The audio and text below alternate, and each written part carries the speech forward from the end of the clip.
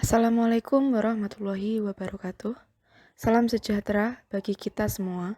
Kali ini kami dari kelompok 6 akan memandu jalannya presentasi hari ini pada mata kuliah Ekonomi Perpajakan yang diampu oleh Bapak Hadi Ma'ruf.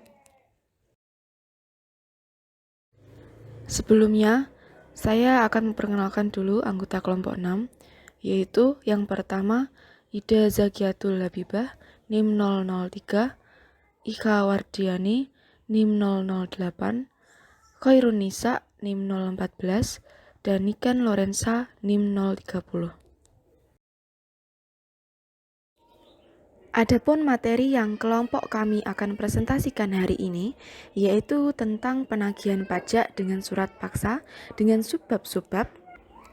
Yang pertama yaitu pejabat penagihan pajak, yang kedua jurusita pajak dan tindakan pencegahan, yang ketiga jadwal pelaksanaan penagihan pajak, yang keempat penagihan pajak dengan surat paksa, yang kelima surat penagihan seketika dan sekaligus, yang keenam penyitaan dan lelang, yang ketujuh pencegahan dan penyanderaan, dan yang terakhir yaitu hak mendahului. Baik, langsung saja ke materi yang pertama. Subbab yang pertama yaitu tentang pejabat penagihan pajak. Pasal 2 ayat 1 Undang-Undang Nomor 19 Tahun 1997 sebagaimana telah diubah dengan Undang-Undang Republik Indonesia Nomor 19 Tahun 2000 tentang penagihan pajak dengan surat paksa yang kemudian disederhanakan menjadi Undang-Undang PPSP. Memberikan kewenangan kepada Menteri menunjuk pejabat untuk melakukan penagihan pajak pusat. Adapun menteri yang diberi kewenangan untuk menunjuk pejabat yaitu Menteri Keuangan. Maksud pejabat di sini adalah pejabat yang berwenang mengangkat dan memberhentikan jurusita pajak, menerbitkan surat perintah penagihan seketika sekaligus, surat paksa, surat perintah melaksanakan penyitaan, surat pencabutan sita, pengumuman lelang, surat penentuan harga limit, pembatalan lelang, surat perintah penyanderaan, dan surat lain yang diperlukan untuk penagihan pajak sehubungan dengan penanggung pajak tidak melunasi sebagian atau seluruh utang pajak menurut undang-undang dan peraturan daerah. Kemudian, pejabat yang ditunjuk untuk melakukan penagihan pajak pusat yaitu Kepala Kantor Pelayanan Pajak. Sementara jenis pajak yang ditagih yaitu pajak yang dipungut oleh pemerintah pusat antara lain pajak penghasilan, pajak pertambahan nilai barang dan jasa, dan pajak penjualan atas barang mewah, bea masuk, cukai, dan pajak bumi dan bangunan, atau tidak termasuk FBB, pedesaan, dan perkotaan. Sedangkan untuk pajak daerah, kewenangan penunjukan pejabat untuk menagih pajak daerah diberikan kepada kepala daerah. Pajak daerah yang dipungut oleh pemerintah daerah sesuai dengan Undang-Undang Pajak Daerah dan Retribusi Daerah yang diikuti dengan aturan pelaksanaannya atau peraturan daerah.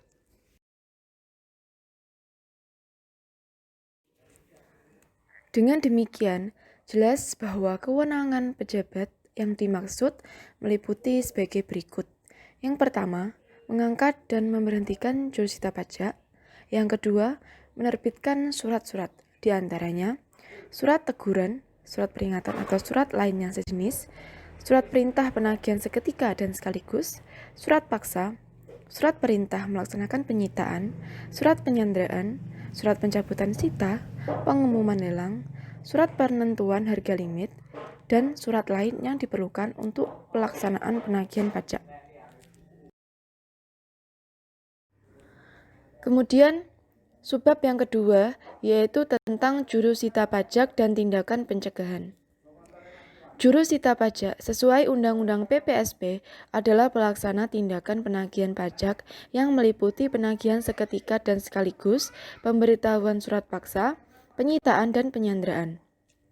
Tindakan jurusita tersebut menagih utang pajak, yaitu pajak yang masih harus dibayar wajib pajak, termasuk sanksi administrasi berupa bunga denda atau kenaikan uang tercantum dalam surat keterangan pajak atau surat sejenisnya berdasarkan ketentuan perundang-undangan perpajakan.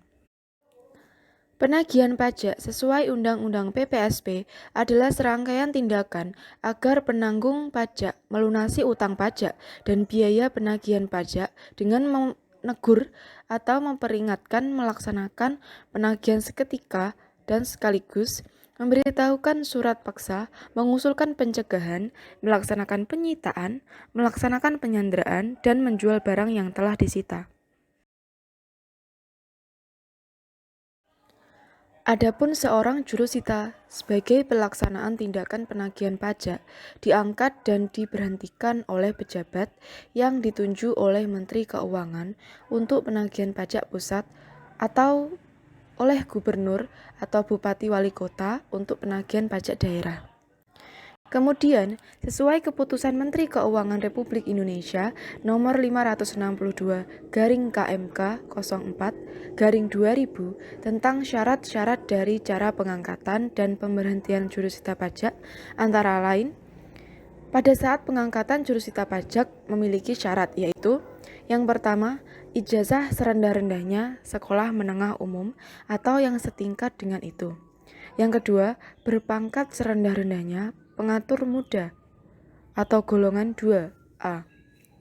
Yang ketiga, lulus pendidikan dan pelatihan jurusita pajak. Yang keempat, jujur, bertanggung jawab, dan penuh pengabdian. Sedangkan menurut pasal 4, keputusan Menteri Keuangan menyatakan jurusita pajak dapat diberhentikan apabila 1. Meninggal dunia, 2. Pensiun, yang ketiga karena alih tugas atau kepentingan dinas lainnya, dan yang keempat ternyata lalai atau tidak cakap dalam menjalankan tugasnya. Untuk selanjutnya yaitu jadwal pelaksanaan penagihan pajak. Jurusita pajak dalam melaksanakan tugasnya sebagai pelaksana hukum dari putusan yang mempunyai kekuatan hukum tetap. Namun, pelaksanaan penagihan pajak aktif tersebut diawali dengan penagihan pajak pasif. Penagihan pajak dilakukan karena penanggung pajak sampai dengan tanggal jatuh tempo pembayaran tidak melunasi utang pajaknya. Adapun surat yang disampaikan kepada penanggung pajak yaitu surat teguran, surat peringatan, atau surat lain yang sejenis yang diterbitkan oleh pejabat untuk menegur atau memperingatkan kepada wajib pajak untuk melunasi utang pajaknya. Surat yang diterbitkan pejabat sebagai penagihan pajak tersebut pelaksanaannya terjadwal yaitu 1. Tindakan pelaksanaan penagihan pajak dengan surat teguran oleh pejabat dilakukan setelah 7 hari sejak saat jatuh tempo pembayaran. Surat teguran itu tidak diterbitkan jika penanggung pajak mendapat persetujuan untuk mengangsur atau menunda pembayaran pajak. 2. Menerbitkan surat paksa. Apabila jumlah utang pajak yang masuk harus dibayar tetap tidak dilunasi oleh penanggung pajak setelah lewat 21 hari sejak diterbitkannya surat teguran, maka pejabat segera menerbitkan surat paksa. Dan yang ketiga, menerbitkan surat perintah melaksanakan penyitaan atau juga disebut SPMP. Bila jumlah utang pajak yang masih harus dibayar tidak dilunasi oleh penanggung pajak setelah lewat waktu 2 kali 24 jam sejak surat paksa diberitahukan. Untuk selanjutnya, penagihan pajak dengan surat paksa. Penagihan pajak atas utang pajak dapat diwujudkan sebagai serangkaian tindakan agar penanggung pajak melunasi utang pajak dan biaya penagihan pajak. Kemudian, jika pada saat jadwal penagihan ternyata penanggung pajak tetap tidak melunasi utang pajak, maka pejabat akan menerbitkan surat paksa. Surat paksa mempunyai kekuatan eksekutorial dan kedudukan hukum yang sama dengan putusan pengadilan yang telah mempunyai kekuatan hukum tetap. Dalam pasal 8 Undang-Undang PPSP menyatakan surat paksa diterbitkan apabila 1. Penanggung pajak tidak melunasi utang pajak dan kepadanya telah diterbitkan surat teguran atau surat peringatan. 2. Telah dilakukannya penagihan seketika dan sekaligus. 3. penanggung pajak tidak memenuhi ketentuan sebagaimana dalam keputusan persetujuan anggaran. Surat paksa diterbitkan oleh pejabat diberitahukan oleh jurusita pajak dengan penyataan dan penyerahan salinan surat paksa kepada penanggung pajak. Pemberitahuan kepada penanggung pajak oleh jurusita pajak dilaksanakan dengan cara membacakan isi surat paksa dan kedua belah pihak menandatangani berita acara sebagai pernyataan bahwa surat paksa telah diberitahukan.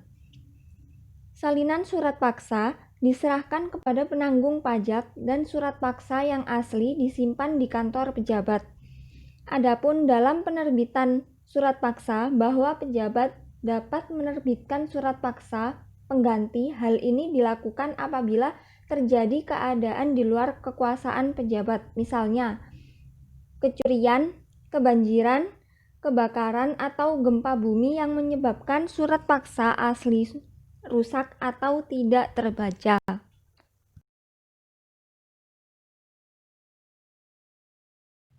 Adapun pemberitahuan surat paksa oleh jurusita pajak kepada penanggung pajak ada 6, yaitu 1. Wajib pajak orang pribadi meliputi yang pertama, penanggung pajak di tempat tinggal, tempat usaha, atau tempat lain. Yang kedua, orang dewasa yang bertempat tinggal bersama ataupun yang bekerja di tempat usaha penanggung pajak yang bersangkutan tidak dijumpai. Dan yang ketiga, para ahli waris bila wajib pajak telah meninggal dunia dan harta warisan telah dibagi. 2. Wajib pajak badan yaitu kepada yang pertama, pengurus atau penanggung jawab pemilik modal baik di tempat kedudukan badan yang bersangkutan. Dan yang kedua, pegawai tetap di tempat kedudukan atau tempat usaha badan yang bersangkutan.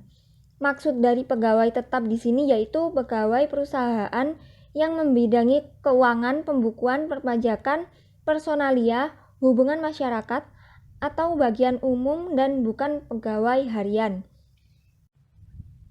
3. Wajib pajak pailit yaitu surat paksa diberitahukan kepada kurator, hakim pengawas atau balai harta peninggalan, dan dalam hal wajib pajak dinyatakan bubar atau dalam likuidasi. Surat paksa diberitahukan kepada orang atau badan uang yang dibebani untuk melakukan pemberitahuan atau likuiditas. 4. Wajib pajak menunjuk seorang saudara, maka surat kuasa diberitahukan kepada penerima kuasa dengan surat kuasa khusus untuk menjalankan hak dan kewajiban perpajakan. 5. Pemerintah daerah setempat apabila pemerintah surat paksa kepada penanggung pajak orang pribadi dan penanggung pajak badan tidak dapat dilaksanakan. 6. Dengan cara menempelkan surat paksa pada papan pengumuman kantor pejabat yang menerbitkannya atau bisa melalui media massa atau cara lain yang sudah ditetapkan oleh keputusan Menteri Keuangan atau keputusan kepala daerah.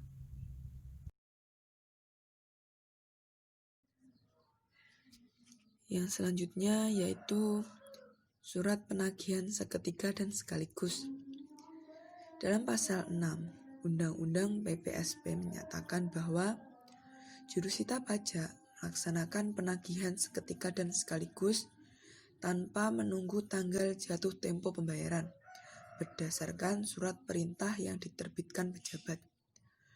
Penerbitan surat perintah penagihan seketika dan sekaligus dilakukan sebelum surat paksa.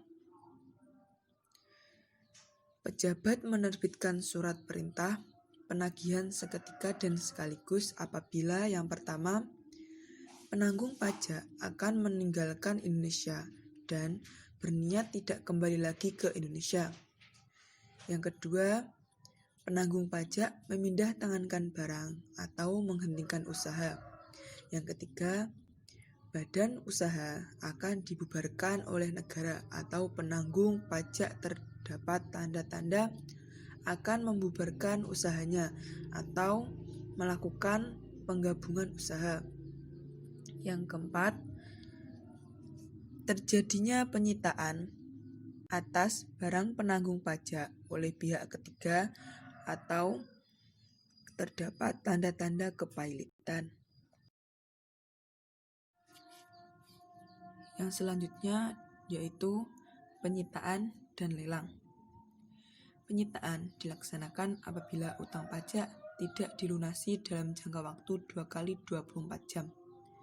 Terhitung sejak tanggal surat paksa diberitahukan kepada penanggung pajak. Penyitaan dilakukan oleh jurusita pajak dengan syarat sekurang-kurangnya 2 orang yang telah dewasa, penduduk Indonesia cuma dikenal jurusita pajak, dan dapat dipercaya. Tujuan penyitaan untuk memperoleh jaminan pelunasan utang pajak dari penanggung pajak atau barang disita dititipkan kepada penanggung pajak.